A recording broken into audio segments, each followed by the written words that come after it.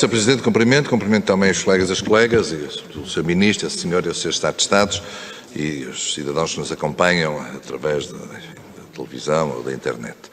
Agradeço a exposição que o Sr. Ministro fez sobre a ferrovia, não vai levar a mal que eu não vá a esse tema de momento, irei mais tarde do ponto de vista colateral, e o tema que eu gostaria de abordar hoje está relacionado com o novo aeroporto, para termos aqui um ponto de situação. O histórico é o que é, fruto da incapacidade de execução, quer do Sr. Ministro, quer sobretudo do seu antecessor, voltámos praticamente à estaca zero. Em 2015 faltavam duas peças fundamentais para que a possibilidade de Montijo fosse uma realidade. O estudo de impacto ambiental e o acordo no termos da lei dos municípios da área envolvente. Ora, isto em 2015, o estudo de impacto ambiental foi conhecido em finais de 2019 e a recusa dos municípios já este ano. Por isso foram 6 anos desperdiçados, mas é o que é, o que lá vai, e agora, em função deste histórico, é preciso olhar para a frente, para o futuro. E o Governo já disse relativamente ao futuro que quer alterar, desde logo, a legislação que permite vetos municípios, aliás, já deu entrada até no Parlamento de uma proposta de lei nesse sentido, e que se propõe a realizar uma avaliação ambiental estratégica. Para nós é fundamental que esta avaliação ambiental estratégica seja transparente, e para tal é importante que a referenciação da mesma seja conhecida, a definição do âmbito da mesma avaliação ambiental estratégica é mesmo decisiva. Poderemos fazer um ponto de situação desta matéria, Sr. Ministro? Sr. Ministro, faz favor. Obrigado, Sr. Deputado. Esta é uma matéria importante, já foi algo, aparentemente, mais um requerimento para cá vir, mesmo com o regimental, mas pronto, é para isso que aqui estamos. O Sr. Deputado tem razão, com o tempo perdido, agora e nas décadas anteriores, é um drama o país não conseguir dar resposta com responsabilidades nossas e responsabilidades de outros antes. Quer dizer, a verdade é que há décadas que nós temos sido incapazes de resolver e dar resposta à necessidade de aumentar a capacidade aeroportuária da região de Lisboa. Aqui as razões são diversas. Eu queria, e é passível de, obviamente, haver aqui crítica ao Governo, isso é aceitável e admissível. Queria, no entanto, para passarmos à questão da avaliação ambiental estratégica, o passo do acordo com os municípios era um passo que tinha que ser dado, mas, de facto, com uma probabilidade de insucesso muito grande, dado o conhecimento que nós temos todos do posicionamento muito firme de alguns desses municípios, ou das forças políticas que os governam. E, de qualquer forma, o Governo, aliás, num repto, nós tínhamos feito esse trabalho, não tínhamos conseguido. Eu, há coisa de um ano, julgo eu, tinha falado já da necessidade de alterar a lei aqui no Parlamento. Houve uma reação negativa. E o PST, o líder do PST, tinha feito até o repto de nós fazermos um esforço adicional junto dos municípios para esgotar essa via. Nós fizemos esse esforço junto dos 2 municípios que não deram parecer favorável, o Seixal e a Moita. A verdade é que nada do que nós pudéssemos apresentar faria mudar a posição desses municípios, e isso leva-nos a uma situação, levou-nos ou conduziu-nos a uma situação de impasse. Eu tenho que ser rápido porque já percebi. Sr. Ministro, é que é pergunta-resposta. Eu deduzo que não tenha 9 minutos. Se puder parar agora um bocadinho, o problema disto, só para desabafo, só para desabafo entre nós. O problema disto é que as perguntas fazem-se amanhã, são vocês que estão aqui e vão se deparar com o mesmo problema. As perguntas fazem-se mais rápido do que as explicações. Enquanto que numa comissão de inquérito não há limite, aqui há limite. Torna muito difícil a nossa resposta, mas pronto. Eu deduzo que o grupo parlamentar do PST vai continuar no uso do tempo para fazer mais perguntas. Pronto, era só eu estava a chamar a atenção ao Sr. Ministro precisamente por isso. Só para fazer este desabafo, porque é difícil, é fácil fazer qual é o ponto da situação. E o ponto da situação demora a explicar, eu vou tentar encurtar o tempo. Pronto, não conseguimos o acordo dos municípios. Nós consideramos que a lei é errada e que nenhum município sozinho deve ter o poder de bloquear a construção de uma infraestrutura de importância nacional. E, se nós repararmos, esta é uma prerrogativa que existe apenas para os aeroportos. Não existe E, aliás, quem acha que a lei não deve ser alterada devia ser coerente no que diz respeito às outras infraestruturas, nomeadamente as rodoviárias e as ferroviárias. Vocês imaginem o que é para nós conseguirmos fazer uma linha de caminho de ferro entre Portugal e Espanha ou entre Lisboa e Porto, nós termos que ter parceiros vinculativos de todos os municípios. Nós não conseguimos ter uma linha de caminho de ferro, pelo menos reta. E isto é muito importante, nós conseguirmos perceber que a lei pode ter sido feita num tempo num governo do PS, isso a mim pouco me interessa, ela é errada, e uma lei, quando é errada, deve ser alterada.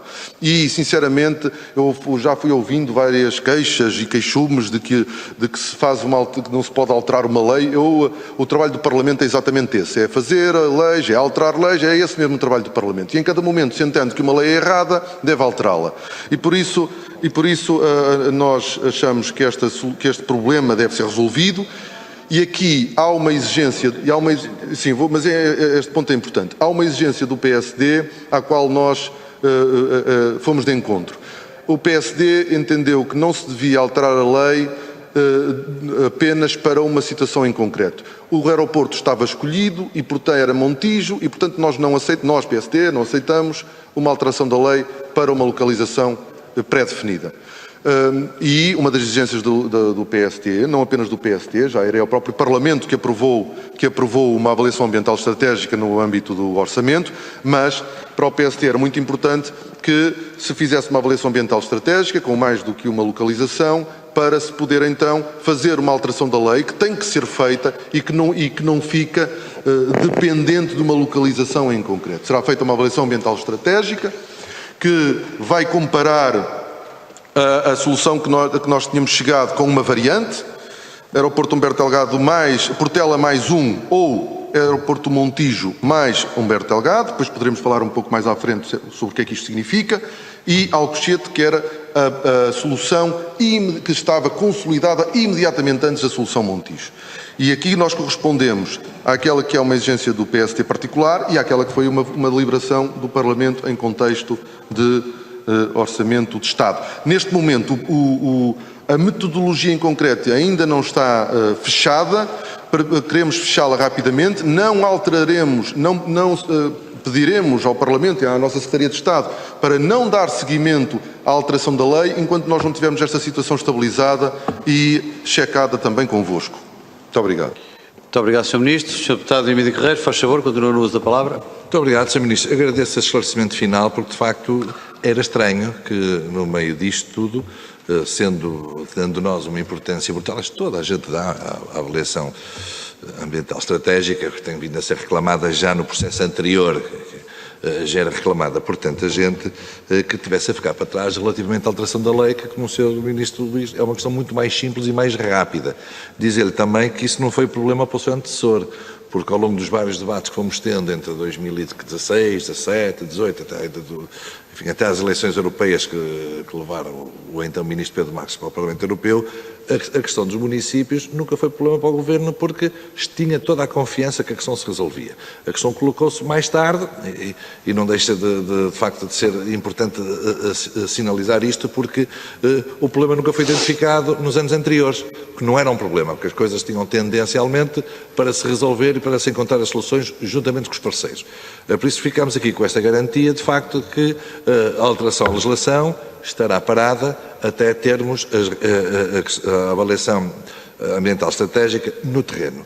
E por isso a questão que eu coloco que é mais importante, como já percebeu desta minha intervenção, é exatamente como é que estamos na definição do âmbito desta própria avaliação ambiental estratégica. E se temos já timings para isto, porque senão ou temos ou não temos, porque como já reconhecemos ambos, o tempo perdido já foi muito. Essa era uma das questões que eu queria lançar. Sr. Ministro, faz favor.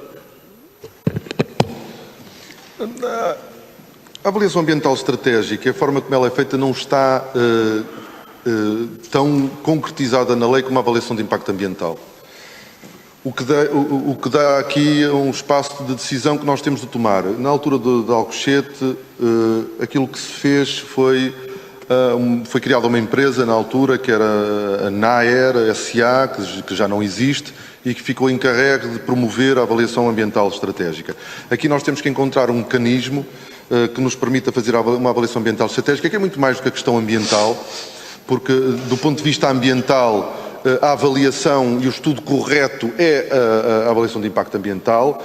Aquilo que nós precisamos de fazer é muito mais do que isso, é confrontar localizações do ponto de vista económico, ganhos económicos, prejuízos, quer dizer, conseguirmos fazer aqui uma comparação de prazo, de custo, de benefícios, e o que nós queremos fazer nesta avaliação ambiental estratégica é, de facto, confrontar estas três possibilidades e tentar perceber qual é aquela que traz mais benefícios e mais custos, sendo que não há, em matéria aeroportuária, nenhuma solução sem espinhas, todas elas terão problemas. Mas fica aqui o compromisso, que é claro para com o PST, neste caso em concreto, que nós não avançaremos com a alteração da lei enquanto nós não dermos início à avaliação ambiental estratégica. Queremos que seja o mais depressa possível, mas há aqui vários fatores ainda para se decidir sobre o processo em concreto.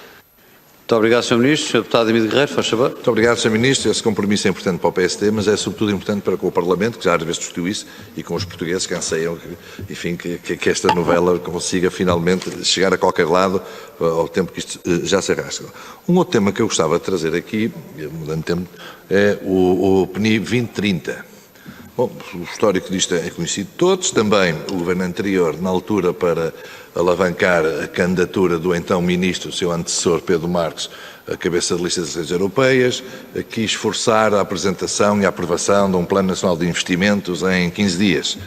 Ora, o Parlamento bem não aceitou e acabou por decidir, na ponta final da legislatura anterior, aprovar uma recomendação.